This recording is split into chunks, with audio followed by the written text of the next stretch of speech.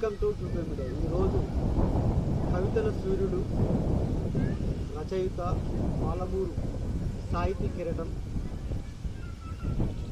Forest అధికారిని ఈరోజు మీకు పరిచయం చేయబోతున్నాను. ఆయన ఇప్పటివరకు రాసిన కవితలు ఏంటి, ఇప్పటివరకు ఎలాంటి పుస్తకాలు రాశారు, ఎలాంటి రచనలు చేశారని మరిన్ని విషయాలు వారిని అడిగి తెలుసుకున్నాం. నమస్కారం సార్. ఎలా ఉన్నారు? చాలా బాగున్నారు. మరి మొదట మీ జీవిత గురించి, మీ కుటుంబ నేపథ్యం, మీ పేరు, మీరు ఎక్కడి నుంచి ఇచ్చారు, మీ పూర్తి వివరాలు మా ప్రేక్షకులకు. టూకే మీడియా ప్రేక్షకులందరికీ నమస్కారాలు. నా పేరు ఎన్వి రఘువీర్ ప్రతాప్. నా సొంత ఊరు ఇప్పుడున్న నాగర్ కర్నూలు జిల్లా పెద్దకొత్తపల్లి మండలం కల్వతోల్ అనే గ్రామం. ఇది దగ్గర కొల్లాపూర్ దగ్గర ఉంటుంది. కల్వతోల్ అనే గ్రామంలో నేను 10వ తరగతి వరకు చదువుకోగలిగాను. మా తల్లిదండ్రులు నారాయణ దాస్ శ్రీరామాచార్యులు, మా అమ్మగారు వెంకటశేషమ్మ గారు. మొదట మా అన్నగారు, తర్వాత 4 సిస్టర్స్, తర్వాత చివరి వాడిని నేను. నా విద్యాభ్యాసం ఇంటర్మీడియట్ అనేది మహబూబ్నగర్ జిల్లా బాయ్స్ కాలేజీలో జరిగింది. దాని తర్వాత నేను హైదరాబాద్ ఉస్మా యూనివర్సిటీ దగ్గర ఉన్న ఎస్విఎస్ కళాశాలలో డిగ్రీ పూర్తి చేశాను. డిగ్రీ పూర్తి చేసిన 1986 జనవరి రోజు నాకు గ్రూప్ 4 సర్వీస్ ద్వారా జూనియర్ అసిస్టెంట్ పోస్ట్ అటవీ శాఖలో వచ్చింది. మీరు 1986లో అటవీ శాఖలో తొలిసారిగా అసిస్టెంట్గా జాబు రావడం జరిగింది. ఈ నేపథ్యంలో మీరు మొదట ఎక్కడ ఉద్యోగం చేశారు, అప్పటి నుంచి ఇప్పటి వరకు మీ ఉద్యోగ జీవితం ఎలా కొనసాగింది? మొట్టమొదట నాకు జూనియర్ అసిస్టెంట్గా మహబూబ్నగర్ జిల్లా అటవీ శాఖలో ఉద్యోగం వచ్చింది. అక్కడ కొంతకాలం పనిచేసిన తర్వాత అక్కడ ఉన్న సోషల్ ఫారెస్ట్రీ, విజిలెన్స్ విభాగం, ఇట్లా కొన్ని శాఖల్లో పనిచేశాను. తర్వాత ఆమన్గల్, అలాగే ఇంకొన్ని రంగారెడ్డి జిల్లా, తర్వాత కొంతకాలం మెదక్, హైదరాబాద్ ప్రాంతాల్లో పనిచేస్తాను. మొన్నటిదాకా నల్గొండ జిల్లాలో పనిచేస్తూ ఇప్పుడు నేను యాదాద్రి భువనగిరి జిల్లాకు మొన్న అయిన బదిలీలో ట్రాన్స్ఫర్ అయింది.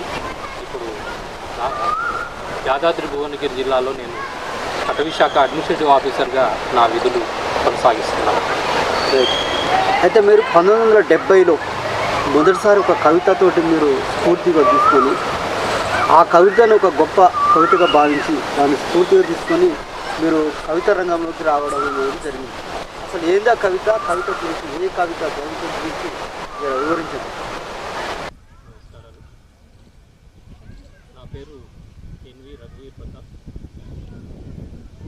నా సొంత ఊరు ఇప్పుడున్న నాగర్ కర్నూలు జిల్లా పెద్దకొత్తపల్లి మండలం కల్వతోల్ అనే గ్రామం. ఇది దగ్గర కొల్లాపూర్ దగ్గర. కల్వతోల్ అనే గ్రామంలో నేను 10వ తరగతి వరకు చదువుకోగలిగాను. మా తల్లిదండ్రులు నారాయణ దాస్ శ్రీరామాచార్యులు, మా అమ్మగారు వెంకటశేషమ్మ గారు. మొదట మా అన్నగారు, తర్వాత 4 సిస్టర్స్, తర్వాత చివరి వాడిని. నా విద్యాభ్యాసం ఇంటర్మీడియట్ అనేది మహబూబ్నగర్ జిల్లా బాయ్స్ కాలేజీలో జరిగింది.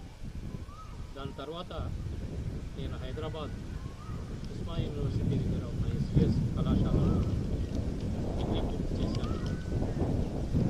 డిగ్రీ పూర్తి చేసిన 1986 జనవరి రోజు నాకు గ్రూప్ 4 సర్వీస్ ద్వారా జూనియర్ అసిస్టెంట్ పోస్ట్ అటవీ శాఖలో వచ్చింది. మళ్ళీ మహబూబ్నగర్ జిల్లాలో నేను ఉద్యోగించాను. ఉద్యోగం చేస్తూ చాలా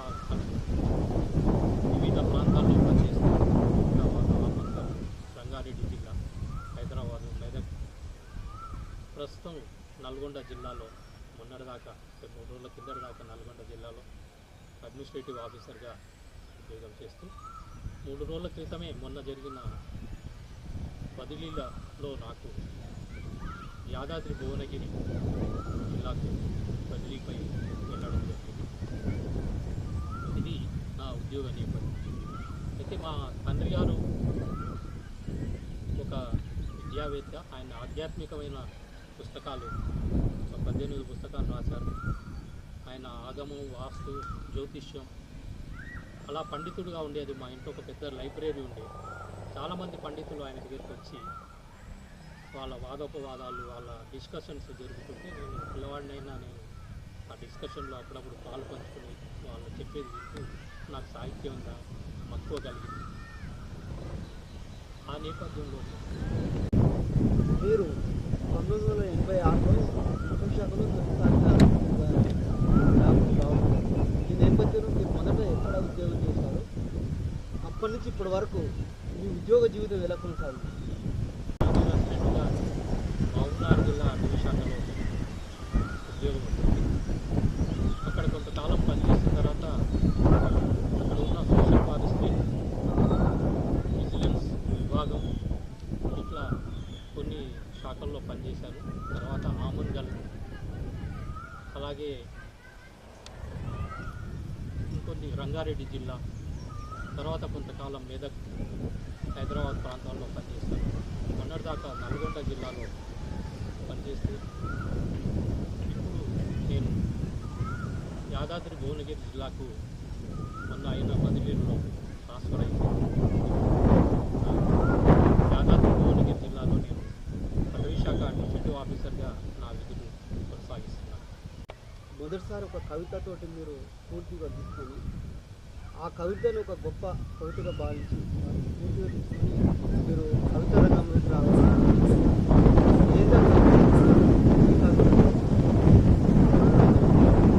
జరిగిన వాటిని అక్కడ ఉన్న వాతావరణం, చుట్టుపక్కల జరిగే సమస్యలు వాటిని అవగతం చేసుకున్నాను.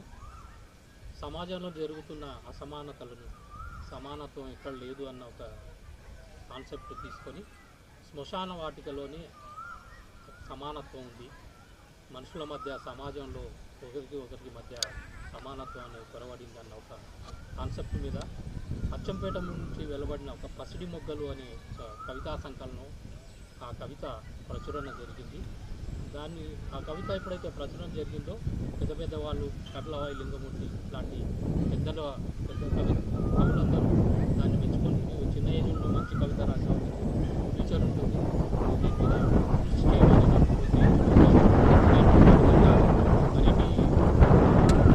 ప్రశంసను నేను మరింత ముందుకు వెళ్ళడానికి నాకు పనిచేసిందని చెప్పవచ్చు. చేయడం ఇలాంటివి మీకు స్వతహాగా వచ్చిన తల్లిదండ్రుల వారసత్వం. సాహితీవేత్త, ఆయన ఆధ్యాత్మికపరమైన పుస్తకాలు 18 రాశారు. వారి దగ్గర ఒక పెద్ద గ్రంథాలయం కూడా ఉండేది. ఎప్పుడు పండితులు ఆయన దగ్గరకు వచ్చి చాలా డిస్కషన్ చేసేవారు. వాళ్ళు పద్యాలు ఉంటే ఆయన తాత్పర్యం చెప్తుంటే వాళ్ళు సమస్యలు అడిగి తెలుసుకునేవాళ్ళు. అట్లా అది వింటూ ఉంటే నాకు కూడా సాహిత్యం అనేది మీద మక్కువ కలిగింది. ఆ నేపథ్యంలోనే నేను కూడా సాహిత్యం రాయడానికి మొదటిసారి ఏ కవిత రాశారు, ఎవరి మీద రాశారు? నేను సినిమా నటుడు శోభన్ బాబు అంటే బాగా ఇష్టపడేవాడిని. అట్లా మా నాన్నగారికి తెలియకుండా ఆయన శోభన్ బాబు సినిమా వచ్చినప్పుడు ఆయనకు తెలియకుండా ఏదో పాంప్లెట్ కొట్టించి అప్పుడున్న ఆ నేపథ్యంలో శోభన్ బాబు గారు మా నాన్నకు తెలియకుండా ఇంట్లో పెట్టడం చూసి తర్వాత మా నాన్న చూసి ఏంటి వీడు శోభన్ బాబు అంటున్నాడు, ఈ శోభన్ బాబు అని పదాన్ని దేవుని మీద పెడితే ఇంత పుణ్యం అని వస్తుంది అని మా అమ్మతో అంటూ ఉంటే నేను విన్నాను. పోతే పోయిందిలే శోభన్ బాబు అన్నాడు, మీకు కవిత్వం అన్న వచ్చింది, మంచి కవిత్వం రాసింది అని మా నాన్నగారు అంటుంటే నాకు తెలియని ఒక ప్రోత్సాహం అనిపించింది. నాకు తెలియకుండా కవితను మా నాన్ననే మెచ్చుకున్నాడు అంటే అవును నేను రాసింది కవిత్వం, నేను వెళ్ళొచ్చు అని గొప్ప భావన ప్రోత్సాహం. తర్వాత క్యారేజ్ మ్యాగజైన్లలో కానీ వార్తాపత్రికల్లో కానీ కవిత్వం రాయడం. అయితే అయితే మీరు 1970లో మొదటిసారి ఒక కవితతోటి మీరు స్ఫూర్తిగా తీసుకొని ఆ కవితను ఒక గొప్ప కవితగా భావించి దాన్ని స్ఫూర్తిగా తీసుకొని మీరు కవిత రంగంలోకి రావడం అనేది జరిగింది. అసలు ఏందా కవిత గురించి, ఏ కవిత గురించి వివరించండి. నేను పల్లెటూరు నేపథ్యంలో పెరిగిన వాడిని కనుక అక్కడ ఉన్న వాతావరణం, చుట్టుపక్కల జరిగే సమస్యలు వాటిని అవగతం చేసుకున్నాను. సమాజంలో జరుగుతున్న అసమానతలను, సమానత్వం ఎక్కడ లేదు అన్న ఒక కాన్సెప్ట్ తీసుకొని శ్మశాన వాటికలోనే సమానత్వం ఉంది, మనుషుల మధ్య సమాజంలో ఒకరికి మధ్య సమానత్వాన్ని కొరవడిందన్న ఒక కాన్సెప్ట్ మీద అచ్చంపేట నుంచి వెలువడిన ఒక పసిడి మొగ్గలు అనే ఒక కవితా సంకలనం, ఆ కవిత ప్రచురణ జరిగింది. ఆ కవిత ఎప్పుడైతే ప్రచురణ జరిగిందో పెద్ద పెద్ద వాళ్ళు కపిలవాయి లింగమూర్తి లాంటి పెద్ద కవులందరూ దాన్ని మెచ్చుకొని, నీవు చిన్న ఏజ్లోనే మంచి కవిత రాసావు, నీకు ఫ్యూచర్ ఉంటుంది, నువ్వు దీని మీద కృషి చేయమని నన్ను ప్రోత్సహించడంతో నేను ఆ విధంగా మరిన్ని ఆ ప్రశంసను నేను మరింత ముందుకు వెళ్ళడానికి నాకు పనిచేసిందని చెప్పవచ్చు. అట్లా నాకు కొంత ధైర్యం అనేది, కొంత సాహిత్యం మీద మరీ ఇంత మక్కువ కలిగింది. దాని తర్వాత హైదరాబాద్ రావడం, అమ్మంటే అనే ఒక పుస్తకం, అమ్మ మీదనే ప్రత్యేకించి రాసిన ఒక పుస్తకం తిరుపతి యూనివర్సిటీ ఆచార్య కొల్కులూరి ఈనాక్ గారి చేతుల మీద హైదరాబాద్ సుందరయ్య విజ్ఞాన కేంద్రంలో 2009లో ఆ పుస్తకం ఆవిష్కరణ జరిగింది. దానికి మహామహులంతా హాజరయ్యారు. ఆ పుస్తకం నన్ను కవిగా నిలబెట్టిందని చెప్పవచ్చు. ఎందుకంటే ఆ పుస్తకం మరిన్ని భాషలకు, ఇంగ్లీషు, హిందీ, సంస్కృత భాషల్లో కూడా ఆ పుస్తకం ట్రాన్స్లేట్ కాబడింది.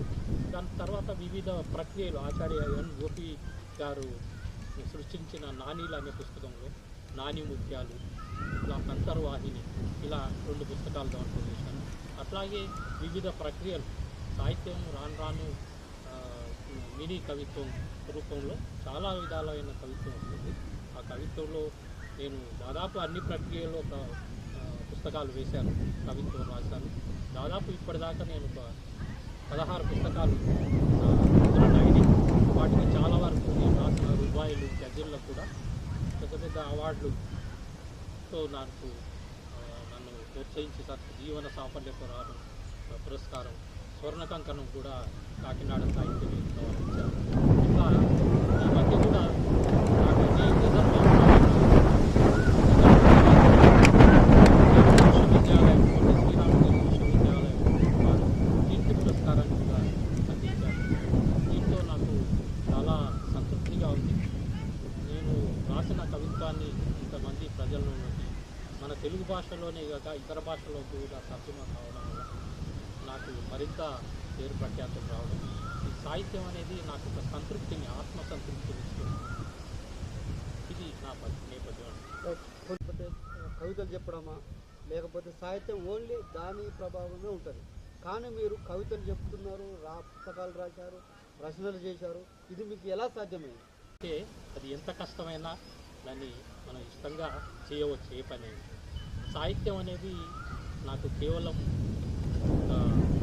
వ్యాపకం కాదు. ఎందుకంటే రీత్యా నేను బిజీగానే ఉంటాను. అయినప్పటికీ నాకు దొరికిన సమయాన్ని నేను కేటాయించుకొని సాహిత్యం కోసం పరితమన పడుతూ, అలాగే నేను ఒక్కనే కవిత్వంలో, సాహిత్యంలో ఎదగడం కాకుండా నాలాంటి కవులను, 2 రాష్ట్రాల కవులను, ఆంధ్రప్రదేశ్, తెలంగాణ కవులను ప్రోత్సహిస్తూ వాళ్ళను కూడా వాళ్ళ దగ్గర కూడా కవిత్వం రాయించి సంకలనాలు కూడా వేశారు. ఒకటి స్నేహం మీద అవ్యక్త అనే ఒక సంకలనం 2 రాష్ట్రాల 190 కవులతో రాయించి అతి పెద్ద సభ హైదరాబాదులో చేశాము. అక్కడ అందరి కవులు, 2 రాష్ట్రాల కవులను పిలిపించి అక్కడ ఆ పుస్తకావిష్కరణ చేయడంతో దానికి మంచి గుర్తింపు రావడం, ఒక సాహిత్య చరిత్రలో దానికి ఒక మైలురాయిగా దాన్ని గుర్తింపడం జరిగింది. చాలామంది ఆ తర్వాత ఇంతమంది ప్రోత్సహించడం వల్ల నాకు ఒక కొత్త ఊపు రావడం. అలాగే అపురూపం అనే ఒక పుస్తకం, ప్రతి మనిషి జీవితంలో బాల్యం అనేది అతి ముఖ్యమైన సంఘటన. మనిషి పుట్టినప్పటి నుంచి చివరి దశ వరకు బాల్యం గుర్తులు, జ్ఞాపకాలు అయితే అది ఆ నేపథ్యం తీసుకొని ప్రతి ఒక్కరి బాల్యం ఒరిజినల్ చిన్నప్పుడు మనం ఎట్లా ఉన్నాము, ఒక నిక్కర్ లేకుండా ఒక ముక్కు చీమిడిగా ఆడుకుంటా ఇట్లా ఉన్న ప్రతి ఒక్కరు వాళ్ళు ఒరిజినల్ అనుభవించిన బాల్యాన్ని కవిత్వ రూపంలో రాయించి వాళ్ళ చిన్నప్పటి ఫోటో ఇప్పటి ఫోటో వేసి అపురూపం అనే పుస్తకం వేశారు. ఆ పుస్తకానికి చాలా ఆదరణ వచ్చింది. పెద్ద పెద్ద వాళ్ళంతా దాన్ని ఒక పుస్తకం గైడ్గా తీసుకున్నారు. దానికి సాహిత్య చరిత్రలో ఒక గొప్ప జయకేతనంగా చెప్పవచ్చు. ఆ పుస్తకంకి చాలా అవార్డులు కూడా వచ్చాయి. నన్ను సాహిత్యంలో నిలబెట్టడమే కాకుండా దానికి టీఎస్పీఎస్సీ పబ్లిక్ సర్వీస్ కమిషన్లో ఆ పుస్తకం మీద ఒక క్వశ్చన్ కూడా వచ్చింది. అపురూపం అనే పుస్తకం రాసిన కవి ఎవరు అని కింద నా పేరు రావడం అదొక గొప్ప అనుభూతిగా ఔత్సంగా నేను అభివర్ణిస్తున్నాను. సంస్థను స్థాపించడం జరిగింది. దీని ముఖ్య ఉద్దేశం ఏంటి? ఇప్పటివరకు మీకు ఎలాంటి కార్యక్రమాలు దాని ద్వారా నిర్వహించారు? చెప్పాల్సి వస్తే మా పూర్వీకులంతా సాహిత్య సంపద ఉన్నవాళ్ళు చాలామంది. ఒకప్పుడు ఈ బ్యాంకింగ్ వ్యవస్థ లేని కాలంలో మా పూర్వీకులు ఎవరైతే ఉన్నారో వాళ్ళంతా ఒక పీఠం ఏర్పరచుకొని మా సొంత ఊర్లో కలవకుల్లో సత్యపీఠం అని దాని పేరు. అయితే అక్కడ వచ్చి ఎవరైనా ఆ పీఠం ముందర ఒట్టు పెట్టుకుంటే వాళ్ళు దొంగ అయినా అక్కడ నిజం చెప్పాలి. అలాంటి ఒక పీఠం ఉంది, సత్యపీఠం అని దాని పేరు. అట్లాంటిది ఆంగ్లేయుల కాలంలో కూడా దానికి గొప్ప ఆదరణ ఉంటుంది. అది రాను కాలంలో కాలగర్భంలో కలిసిపోయింది.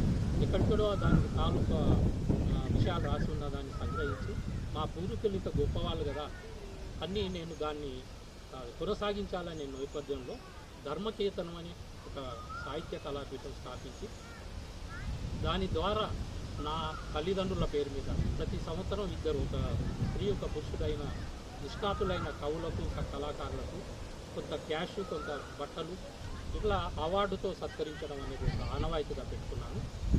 గత 7 సంవత్సరాలుగా అది కొనసాగిస్తున్నారు. అంతేకాకుండా సాహిత్యంలో పుస్తకావిష్కరణలు, కవి సమ్మేళనాలు, పుస్తక గోష్ఠీలు, వీటి మీద చర్చలు ఇవన్నీ కూడా ఈ సాహిత్య సంస్థ ద్వారా జరుగుతూ వస్తున్నాయి. ఇది ధర్మకేతనం సాహిత్య కళాపీఠం అనే సంస్థ స్థాపించడానికి మీకు ప్రాచీన పర్యాటక కేంద్రాలన్నా పుణ్యక్షేత్రాలన్నా చాలా ఇష్టమని తెలుస్తుంది. ఇప్పటి వరకు మీరు ఎన్ని పుణ్యక్షేత్రాలను సందర్శించారు? ఎలాంటి ప్రాచీన పర్యాటక కేంద్రాలను మీరు పర్యటించారు? ఇందులో మీకు ఇష్టమైన పుణ్యక్షేత్రం ఏంది? దేవాలయాలు, ప్రాంతాలు అంటే చాలా ఇష్టం. నేను మన ఒక తెలంగాణలో కాకుండా ఆంధ్రప్రదేశ్, హర్యానా, కర్ణాటక చాలా ప్రాంతాలు తిరిగాను. ఎన్నో మన పూరి జగన్నాథుని దగ్గరికి కూడా వెళ్ళాను. మన కాశీ తీర్థయాత్ర వెళ్ళాను.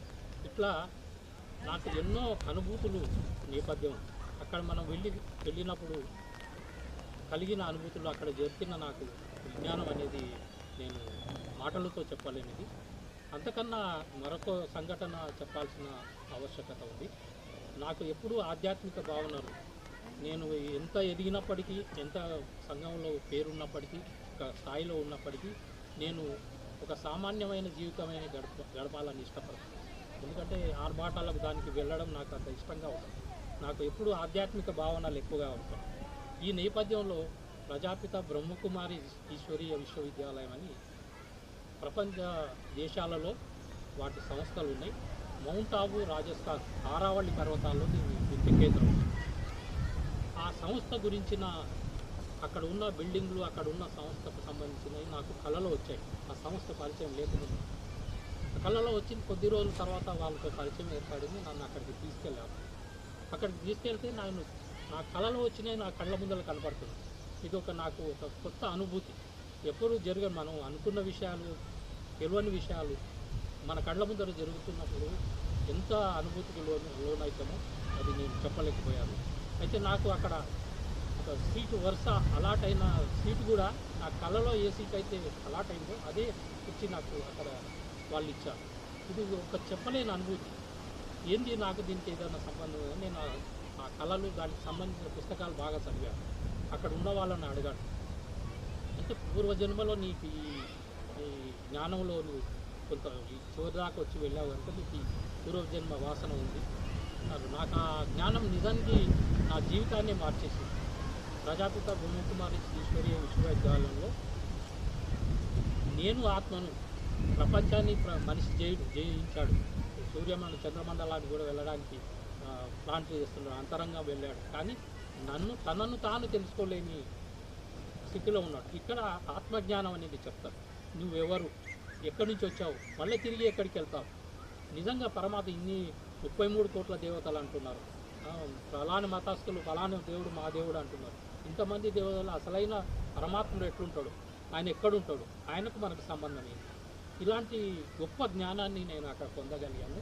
దాంతో నా జీవితం సాఫల్యమైంది. ఒక కొత్త పుంతాలో నేను నా జీవితాన్ని ఒక ప్రశాంతంగా ఎలాంటి ఇది లేకుండా గొప్ప ఆధ్యాత్మికవేత్తగా నేను చెప్పగలను.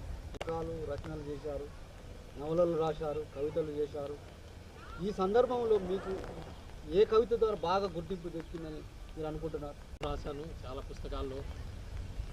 నాకు కొన్ని సందర్భాలు ఎలా ఉన్నాయంటే, నేను విజయవాడలో ఒక సభలో పాల్గొన్నప్పుడు నేను రాసిన ఒక కవిత స్టేజ్ మీద చదువుతున్నప్పుడు ఒక 80 ఏళ్ళ స్త్రీ వచ్చి, ఆ కవిత్వంలో ఏముందంటే, ఒక అబ్బాయి తనకు తల్లిదండ్రులు లేకపోతే హాస్టల్లో ఉంటాడు. హాస్టల్లో మిగతా తల్లిదండ్రులు పిల్లల కోసం వచ్చిన తల్లిదండ్రులను చూసి, అయ్యో నాకు కూడా తల్లిదండ్రులు ఉంటే ఇట్లా నా కోసం వచ్చి తినబెట్టేవాళ్ళు కదా అని అబ్బాయి బాధపడుతుంటాడు. ఆ సంఘటన నేను కవిత్వంగా రాశాను. అయితే ఆమె కవిత విన్న తర్వాత ఒక వృద్ధురాలు, ఆమె సీనియర్ పోయేట్ కూడా, ఆమెను చూసి, ఈ అబ్బాయి చదివిన కవిత చాలా బాగుంది, అమ్మ లేదని రాశాడు కనుక ఇప్పటి నుంచి నేను నీకు అమ్మగా ఉంటాను అని ఆమె చెప్పడం ఒక పులకించ గురి చేసింది. అంత గొప్పగా నాకు అలాంటి అనుభూతులు చాలా జరిగాయి. మీరు దాదాపు ఇప్పటి వరకు అనేక రచనలు కావచ్చు, సాహిత్యాలు కావచ్చు, కవితలు కావచ్చు, నవలలు కావచ్చు. ఈ నేపథ్యంలో మీరు అనేక విధంగా మీరు ఇన్ని అంశాలపైన మీరు అభివృద్ధి చెంది ఇన్ని అంశాలపైన మీకు పట్టుంది, అనేక రచనలు కూడా చేశారు. ఈ నేపథ్యంలో మీకు ఎన్ని బిరుదులు వచ్చాయి, అవార్డులు ఎన్ని వచ్చాయి? దానికి సాహిత్యంలో ఒకసారి ఒక దారి ఏర్పడ్డ తర్వాత మనల్ని సాహిత్యమే ముందరికి తీసుకెళ్తుంది.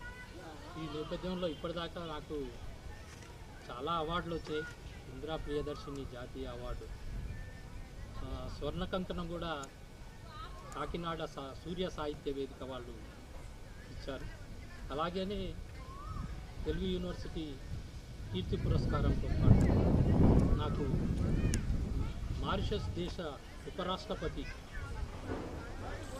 చేతుల మీదుగా బొంబాయి వేదికగా నాకు తెలుగు వెలుగు పురస్కారం అనే ఒక జాతీయ స్థాయి పురస్కారం లభించడం చాలా ఆనందంగా ఉంది.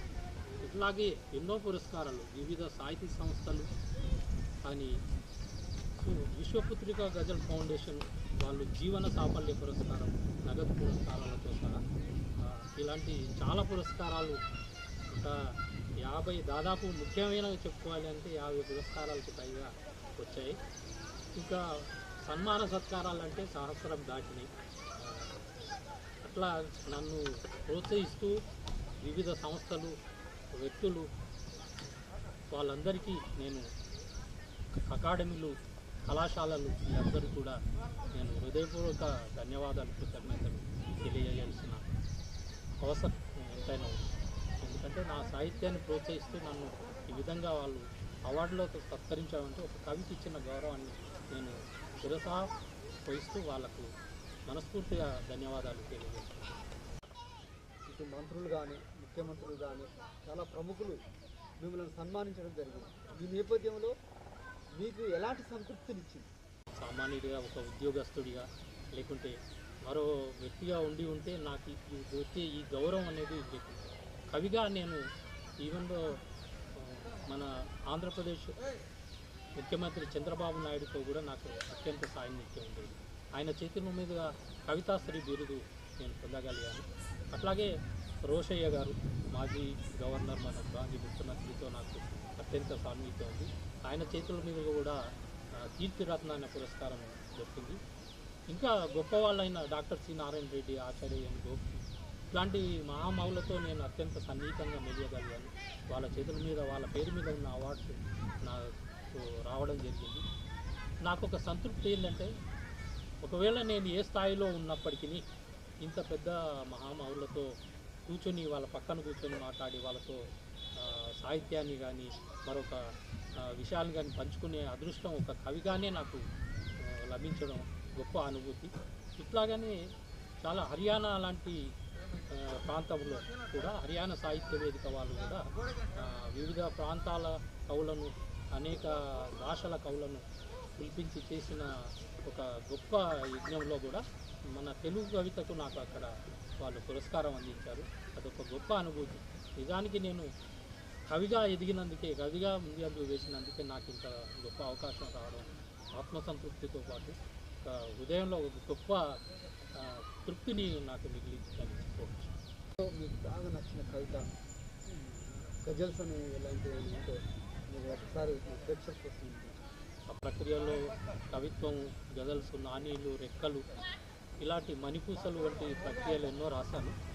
అయితే నేను రాసిన కొన్ని నానీలు అసెంబ్లీ వేదిక కూడా వినిపించడం జరిగింది.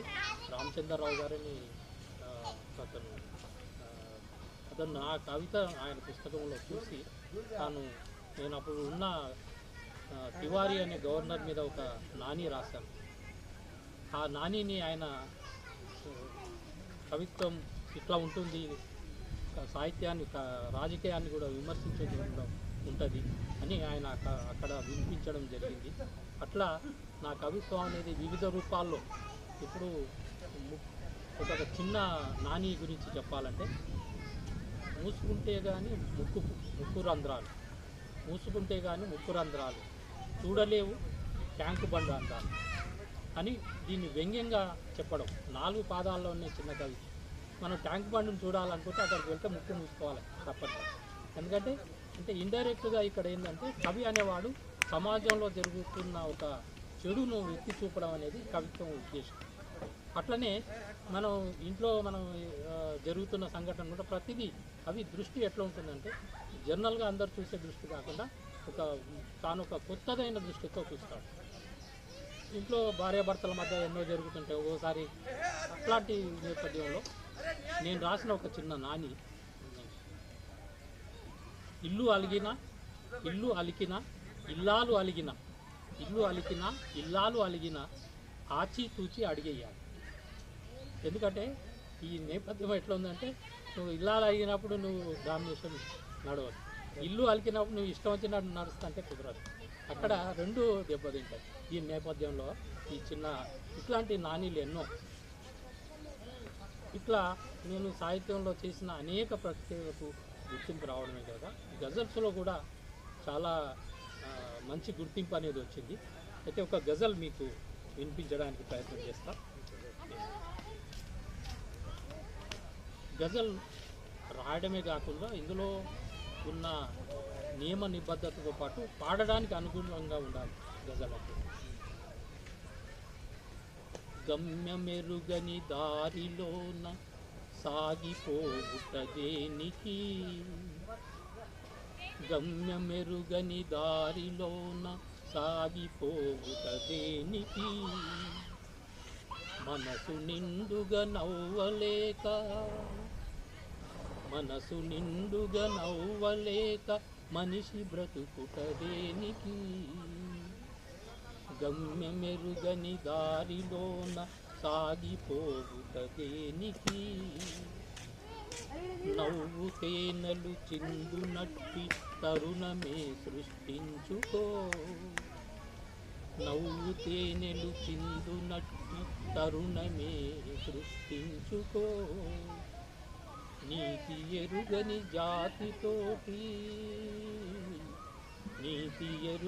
జాతితోటి కలిసి ఉండుట దేనికి, గమ్యమెరుగని దారిలోన సాగిపోవుట దేనికి, మనసు నిండుగా నవ్వలేక మనిషి బ్రతుకుట దేనికి, మనసు అర్పణ చేయునట్టి తీయదనమే తెలుసుకో, మనసు అర్పణ చేయునట్టి తీయదెనని తెలుసుకో. ఫలితమివ్వని పూజ కోసం, ఫలితమివ్వని పూజ కోసం కలత చెందుట దేనికి? గమ్యమెరుగని దారిలోన సాగిపోవుట దేనికి? మనసు నిండుగా నవ్వలేక మనిషి బ్రతుకుట దేనికి? వాస చేయుట కాదు సున్ని, వాస చేయుట కాదు సున్ని, చేసి చూపుట నేర్చుకో. ఆచరించని మాట కోసం, ఆచరించని మాట కోసం పాకులాడుట దేనికి? గమ్యమెరుగని దారిలోన సాగిపోవుట దేనికి? మనసు నిండుగా నవ్వలేక మనిషి బ్రతుకుట దేనికి? ప్రకృతి పాఠం పరోపకారం రఘువీరా. ఇక్కడ రఘువీర అనేది తకలూస్ అంటారు. దీంట్లో ఈ కవి యొక్క నామముద్రణ ఈ కవితలో గజల్లో చివరిలో వస్తుంటుంది. ప్రకృతి పాఠం పరోపకారం రఘువీరా, సాయపడని చేయి కోసం, సాయపడని చేయి కోసం వేచి చూపుట దేనికి? గమ్యమెరుగని దారిలోన సాగిపోవుట దేనికి?